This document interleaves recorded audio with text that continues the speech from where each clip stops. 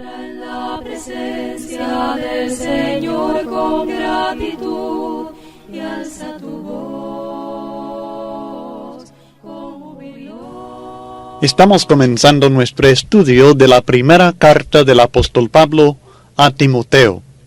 Esta carta fue escrita por inspiración del Espíritu Santo a Timoteo, que era un evangelista, un predicador del Evangelio, que el apóstol Pablo había dejado en la ciudad de Éfeso. Así que esta carta está relacionada con la iglesia en Éfeso. Por tanto, es interesante que usted estudie también en Hechos capítulos 18 al 20 y la carta a los Efesios, como también el mensaje de Cristo a la iglesia en Éfeso en Apocalipsis capítulo 2 versículos 1 al 7. Sugiero que usted lea estos textos y la carta a los Efesios en relación a este estudio, porque todos estos versículos y capítulos tratan de la iglesia en la ciudad de Éfeso. Pero esta carta está dirigida específicamente a un predicador de la iglesia en la ciudad de Éfeso, al joven llamado Timoteo. Según entiendo esta carta, el apóstol Pablo la escribió para instruir a Timoteo específicamente como predicador, cómo él debía conducirse en la casa de Dios. No solo él, sino la iglesia entera, y especialmente toda persona que tiene el privilegio y la gran responsabilidad de predicar la palabra de Dios a la iglesia de Dios. El tema principal en esta carta es la verdadera piedad. La palabra piedad se encuentra en los capítulos 2, 3, 4, 5 y 6. Es una palabra clave, es un mensaje relacionado con la verdadera piedad de principio a fin. Y estaremos considerando el significado de la piedad y especialmente en relación a las diferentes instrucciones que el apóstol Pablo envió a Timoteo en el transcurso de nuestro estudio de esta carta. Como principio, voy a sugerir que usted empiece a aprender de memoria el bosquejo que se encuentra en la primera página del estudio impreso. El bosquejo de esta carta creo que le ayudará a tener el mensaje de la carta en mente y a encontrar, al tener necesidad, diferentes puntos relacionados con temas que usted necesite estudiar en diferentes oportunidades que tenga en su ministerio cristiano. Así que voy a suplicar que aprenda de memoria el bosquejo sobre cada uno de los puntos que hemos enumerado en la página 1. Debe aprender no solamente los puntos, sino también las citas bíblicas relacionadas con cada punto. Y estaremos preguntando al respecto en las preguntas, en los diferentes exámenes que usted estará cumpliendo como parte del deber de este cursillo. Con esto en mente, vamos a pasar inmediatamente a la primera parte del bosquejo y del estudio que trata en el capítulo 1 de los falsos maestros. La Biblia dice, comenzando en 1 Timoteo capítulo 1, y leeremos los versículos 1 y 2 que incluyen la salutación del apóstol Pablo a Timoteo. Pablo, apóstol de Jesucristo por mandato de Dios nuestro Salvador y del Señor Jesucristo nuestra esperanza, a Timoteo, verdadero hijo en la fe, gracia, misericordia y paz de Dios nuestro Padre y de Cristo Jesús, nuestro Señor. Primeramente encontramos en esta salutación la autoridad de esta carta. No es sencillamente un mensaje personal que el apóstol Pablo envía a Timoteo, sino que es un mensaje que Pablo envía como apóstol de Jesucristo. Un apóstol, sabemos, es uno que es enviado o mandado con un mensaje. Es uno que es mandado para representar a su país, o sea, representar al rey o al dirigente de su país. Es un embajador. Así que Pablo escribe en nombre de Jesucristo. Realmente cuando él dice que escribe como apóstol de Jesucristo, él es uno que representa a Jesucristo, es embajador de Cristo, fue enviado por Cristo con el mensaje de Cristo. En el caso de Pablo y los 12 apóstoles, estos fueron enviados personalmente por Jesucristo. Un apóstol no es necesariamente una persona religiosa. Un apóstol es uno que es enviado con un mensaje para representar a otra persona con autoridad. Pero Pablo y los 12 apóstoles que encontramos en el Nuevo Testamento eran apóstoles de Jesucristo. Cristo les envió a ellos con su mensaje. Encontramos también en el Nuevo Testamento que había otros apóstoles. Pero estos cristianos no eran apóstoles de Jesucristo, porque Cristo no les envió personalmente a ellos. Ellos eran apóstoles de diferentes iglesias de Cristo Jesús. Por ejemplo, en Hechos capítulo 14 y el versículo 14 encontramos este ejemplo. Cuando lo oyeron los apóstoles Bernabé y Pablo, rasgaron sus ropas y se lanzaron entre la multitud dando voces. Ahora, Bernabé no era apóstol de Jesucristo. No obstante, era apóstol. Era uno que era enviado. Y en este caso, Bernabé era apóstol, así como lo era Pablo, de la iglesia del Señor en la ciudad de Antioquía. Encontramos, retrocediendo al capítulo 13, encontramos en Hechos capítulo 13, en los versículos 1 al 3. Había entonces en la iglesia que estaba en Antioquía profetas y maestros: Bernabé, Simón el que se llamaba Niger, Lucio de Cirene, Manaén el que se había criado junto con Herodes el tetrarca, y Saulo. Ministrando estos al Señor y ayunando, dijo el Espíritu Santo: apartadme a Bernabé y a Saulo para la obra a que los he llamado. Entonces, habiendo ayunado y orado, les impusieron las manos y los despidieron. Así que Bernabé y Pablo fueron escogidos para un ministerio, una obra especial. Esta obra evangelística que comenzaron con este primer viaje que a veces se llama el primer viaje misionero. Y luego se identifican como apóstoles de la iglesia en Antioquía en Hechos 14 y el versículo 26, que dice: de ahí navegaron a Antioquía, habiendo terminado este viaje, regresaron a Antioquía, desde donde habían sido encomendados a la gracia de Dios para la obra que habían cumplido. Entonces, en esta misión especial, en este viaje especial que hicieron ellos a Iconio y Listra y a estos diferentes lugares donde predicaron el Evangelio en este primer viaje, en esta ocasión eran apóstoles, hombres enviados con una misión especial, enviados desde la iglesia en Antioquía. Es en este sentido que se usa la palabra apóstol, traducida mensajeros, en 2 Corintios capítulo 8 y el versículo 23, que dice: en cuanto a Tito, es mi compañero y colaborador para con vosotros, y en cuanto a nuestros hermanos, son mensajeros. La palabra griega literal es apóstoles, son apóstoles o mensajeros de las iglesias y gloria de Cristo. Había muchos apóstoles de las iglesias, eran sencillamente mensajeros enviados por las iglesias. En Filipenses capítulo 2 y el versículo 25 encontramos exactamente la misma palabra, apóstol, traducida mensajero también, en cuanto a Epafrodito.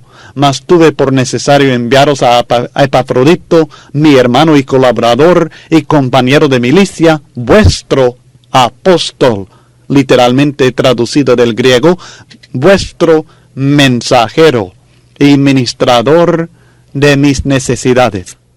Aclaro todo esto porque sabemos nosotros que el apóstol Pablo fue el último, según 1 Corintios 15 y el versículo 7, el último que vio a Cristo resucitado de entre los muertos, el último apóstol escogido por Cristo.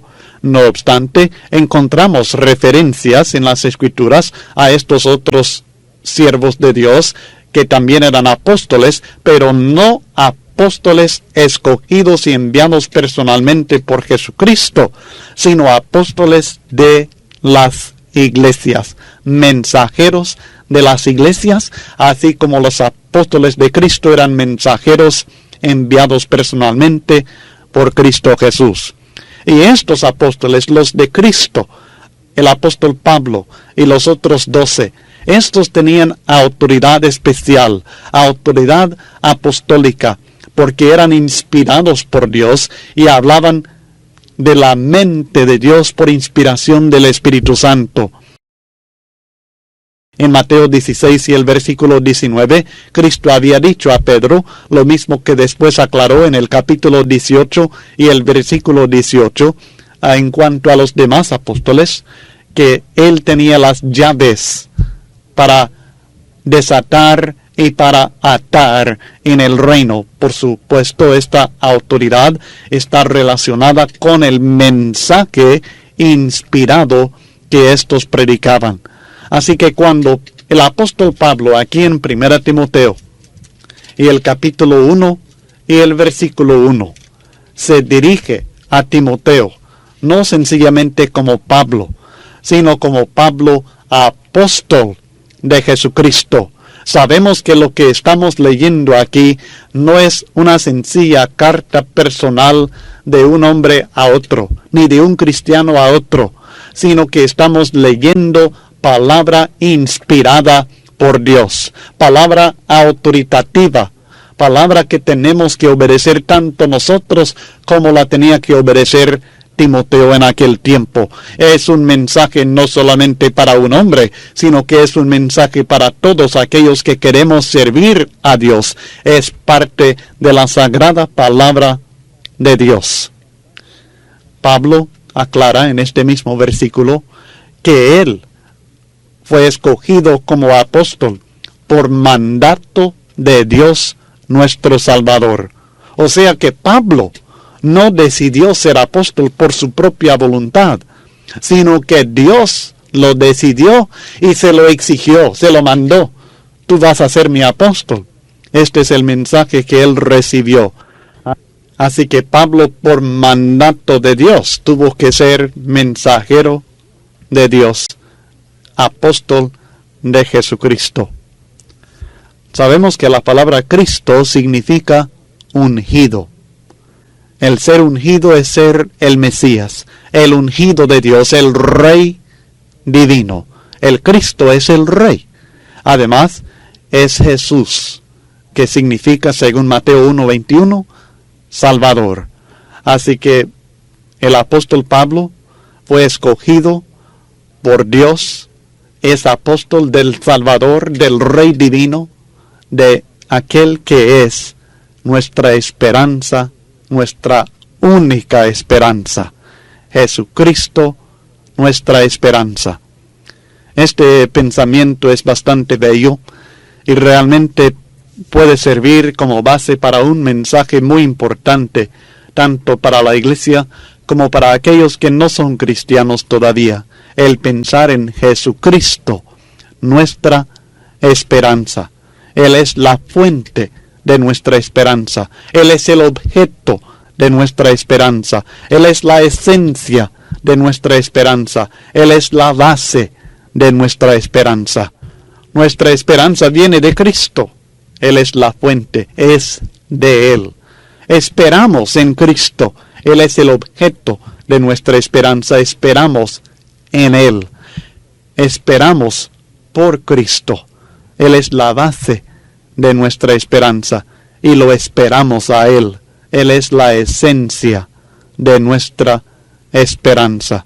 Y hay otros versículos en el Nuevo Testamento citados aquí en el estudio impreso que usted puede leer y ver la relación con estos diferentes puntos en cuanto a la esperanza cristiana basada en Jesucristo.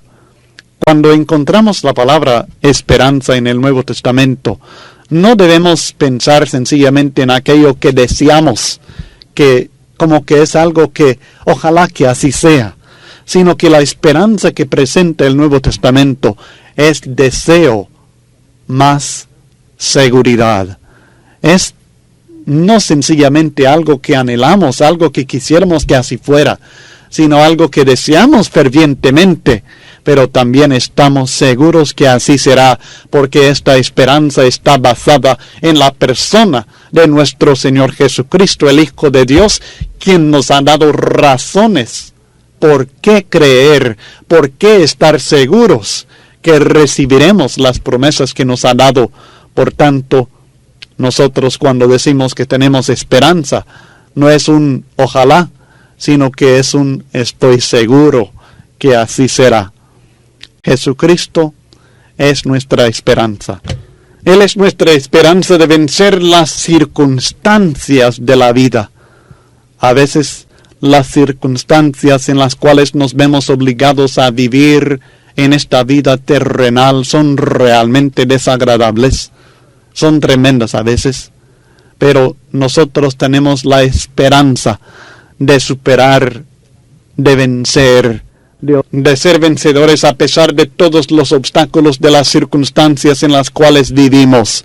Por tanto, si tenemos esta esperanza, no tenemos que estar afanosos, sino llenos de gran esperanza y de seguridad. Esta es la actitud que manifiesta el apóstol Pablo y que nos instruye en Filipenses capítulo 4, comenzando en el versículo 4. Regocijaos en el Señor siempre.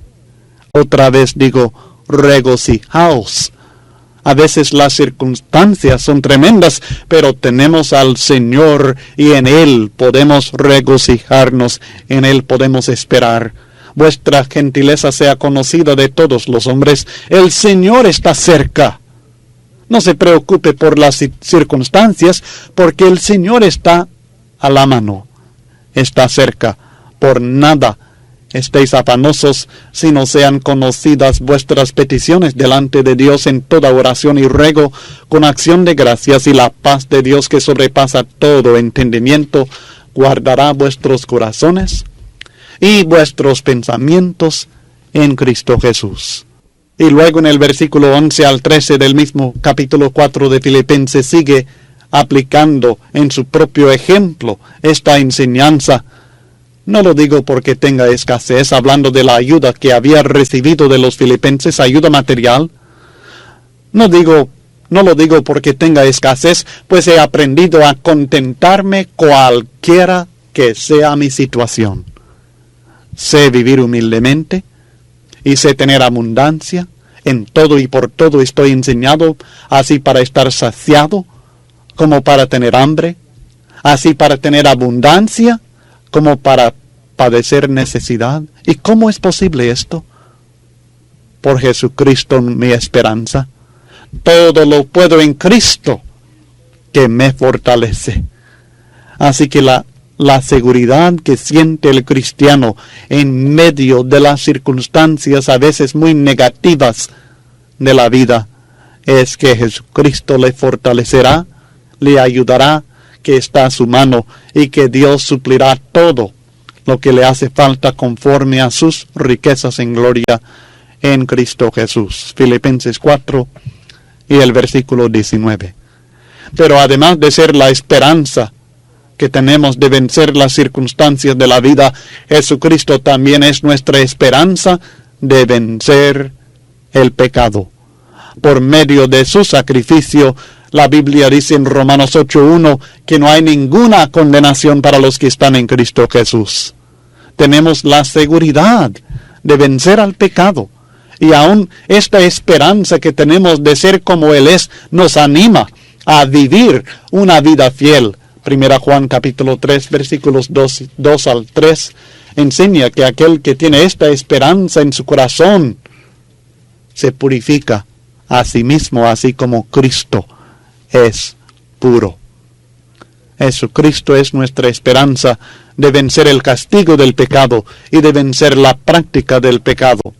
Jesucristo además es nuestra esperanza de vencer la muerte. Sí, aún la muerte no puede contener al cristiano. No solamente desea vencer a la tumba, sino que tiene la seguridad de vencerla, porque su Salvador, su Señor, su Rey, ha vencido. Y como vencedor nos ha hecho renacer para una esperanza viva por medio de su resurrección. 1 Pedro 1, versículos 3 al 5. Y otros textos que están citados aquí en el estudio, que usted puede estudiar y elaborar hasta un sermón sobre este tema. Jesucristo, nuestra esperanza. Un pensamiento muy grande, muy hermoso, el que Dios nos ha dejado en estas 3 palabras. Jesucristo, nuestra esperanza.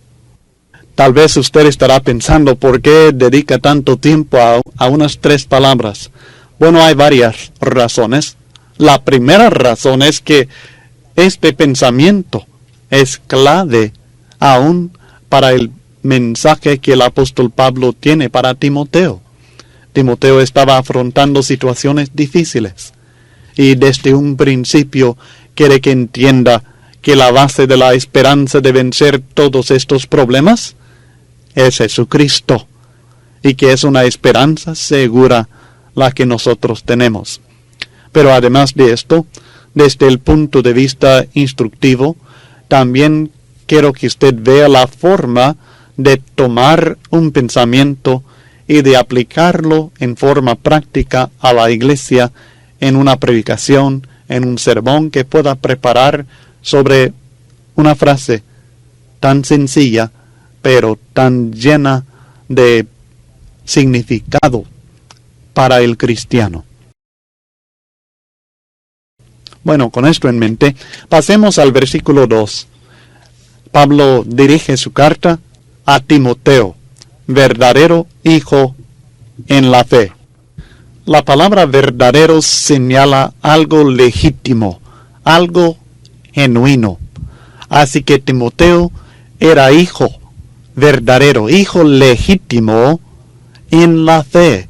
Él había sido instruido en la doctrina del Señor. Esta es la fe, la doctrina de Cristo. En Judas versículo 3, Judas nos exhorta a contender por la fe entregada a los santos. Está hablando de la doctrina de Cristo Jesús por la cual nosotros debemos luchar. En Tito capítulo 1 y el versículo 4, él también es llamado verdadero hijo en la común fe. Timoteo era hijo de Pablo, en el sentido de haber sido instruido en la fe, en la doctrina del Señor por el apóstol Pablo. A Timoteo lo encontramos varias veces como compañero de Pablo, comenzando desde Listra, en Hechos capítulo 16, versículos 1 al 5. Y hay varios textos en el estudio impreso que usted puede leer y encontrará a Timoteo como compañero de Pablo en Berea, en Atenas, en Macedonia, en Corinto y en Roma. Así que era un compañero de Pablo en muchos de sus viajes, en mucho de su labor evangelística que él llevaba a cabo para extender el Evangelio de Cristo a todo el mundo. Y Pablo expresa su amor, su cariño que siente hacia Timoteo, algo muy personal que tenía con Timoteo, y al mismo tiempo, al decir que Timoteo era su verdadero hijo en la fe, está identificando a Timoteo como un hermano en el cual tiene mucha confianza en cuanto a la fe, la doctrina del Señor. Y luego tenemos en este saludo las varias bendiciones que Pablo desea para Timoteo: la gracia, la misericordia y la paz de Dios nuestro Padre y de Cristo Jesús nuestro Señor. La gracia es el favor inmerecido de Dios. Es un favor que no podemos merecer. Nunca seremos tan buenos que podamos merecer esta gracia, este favor de Dios. La gracia es algo que no podemos ganar, ni la podemos comprar, porque es gratuita. Está en contraste con lo que merecemos, con la paga del pecado, que es muerte. Es la dádiva de Dios, vida eterna en Cristo Jesús. Romanos 6 y el versículo 23. Es algo que no podemos merecer.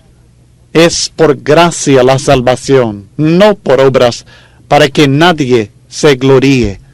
Efesios 2 y los versículos 8 y 9. Pero el cristiano también, después de su conversión, sigue necesitando la gracia de Dios en su vida. Y esta gracia está disponible por medio de la oración en la cual nos humillamos. Y por medio de Jesucristo buscamos a la gracia, al trono celestial. Hebreos capítulo 4 y el versículo 16. Pero para nosotros que predicamos la palabra, veo una aplicación muy práctica. Y es que nosotros debemos orar porque nuestros hermanos reciban la gracia y la misericordia de Dios que necesitan en sus vidas. Esto es lo que Pablo está haciendo. No es un sencillo saludo a Timoteo, no es un formalismo como muchas de las salutaciones que nosotros empleamos. Él realmente está pidiendo a Dios que conceda a Timoteo la gracia, la misericordia y la paz que necesita en su vida. Y debemos seguir este ejemplo, deseando, orando, porque nuestros hermanos reciban estas bendiciones tan importantes de nuestro Padre Celestial. Gracia, misericordia y paz. La misericordia es la compasión en acción. Es la actitud de compasión manifestada por el buen samaritano que presentó Cristo en Lucas capítulo 10 versículos 25 al 37. Él es el que usó de misericordia con el hombre herido, el que le ayudó en aquel camino de Jerusalén a Jericó. Es la bondad de Dios que se manifiesta hacia nosotros, ayudándonos y perdonándonos. Y luego la paz. Paz verdadera resulta no de una situación en la cual vivimos, sino de una relación correcta con Dios. En Romanos capítulo 5 y el versículo 1, la Biblia enseña que justificados por la fe tenemos paz con Dios. La paz viene de depender de Dios, de confiar en Dios, de pedir a Dios todas nuestras necesidades. Filipenses 4, versículos 4 al 7, y de tener la paz que viene de saber que Dios tiene cuidado de nosotros y que Él proveerá todo lo necesario. Esto era especialmente importante para Timoteo en medio de los problemas que afrontaba en la iglesia en Éfeso, tanto dentro de la iglesia como fuera, los problemas que tenía, las tribulaciones, el sufrimiento que le esperaba como evangelista de Dios. Pero Pablo dice, espero que tengas paz de Dios y de Jesucristo. Estas bendiciones espirituales provienen no del mundo, ni de dentro de nosotros mismos, sino del Padre y del Hijo igualmente. Esta sencilla declaración debería ser comprobación a todos, que Jesucristo y el Padre están con igual autoridad, con igual poder, porque de ambos vienen la gracia, la misericordia y la paz. Comenzando en el versículo 3 hasta el versículo 11, encontramos el problema en Éfeso. Este problema era especialmente el de los falsos maestros. Leamos el encargo para Timoteo en 1 Timoteo capítulo 1, versículos 3 y 4. Como te rogué que te quedases en Éfeso cuando fui a Macedonia, para que mandases a algunos que no enseñen diferente doctrina, ni presten atención a fábulas y genealogías interminables, que acarrean disputas más bien que edificación de Dios, que es por fe. Así te encargo ahora. El encargo que Pablo había dejado para Timoteo era que se quedara en Éfeso para seguir con la obra que Pablo había comenzado y que prohibiera la enseñanza de doctrinas diferentes en la iglesia en Éfeso. ahora en esta carta está renovando este mismo encargo que dejó a Timoteo cuando lo dejó allí en la ciudad de Éfeso.